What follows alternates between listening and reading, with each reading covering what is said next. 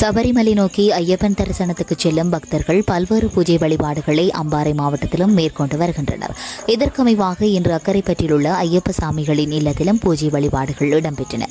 இதன்போது 18வது தடவையாக சபரிமலை நோக்கி செல்லும் விஸ்வபிரமஸ்ரீ பி சச்சிதானந்தன் குருசாமி அக்கரைப்பற்று ஆலய அடிவேம்பில் மக்களாலும் சாமிமார்களாலும் கௌரவிக்கப்பட்டார். இதன் பிறகு பூஜைகள் ஆரம்பமானது. 18வது படியில் ஐயப்பனின் திருவுருவ புகைப்படத்தை வைத்து வலதுபுறத்தில் கன்னிமூலை கணபதியான விநாயகர் படத்தினை ஆவாகனம் செய்து, இடதுபுறத்தில் மாளிகைபுரத்து அம்மனை ஆவாகனம் செய்து வீட்டையே சபரிகிரியாக நினைத்து வழிபாடு நடத்தப்பட்டது. மாலைகள் மற்றும் தோரணங்களால் நன்கு அலங்காரம் செய்யப்பட்டு மரப்பலகைகளில் 18 படிகளை வைத்து ஐயப்ப படிகளை உருவாக்கி 18 படிகளிலும் கற்பூரம் ஏற்றப்பட்டு வழிபாடு நடத்தப்பட்டது. இதன் பின்னராக கலந்து கொண்ட ஐயப்பன் அடியவர்கள் தூவி வழிபட்டனர். இதில் அதிகளவான உள்ளூர் வெளியூர் ஐயப்பன் அடியவர்கள் கலந்து கொண்டமை சிறப்பம்சமாகும்.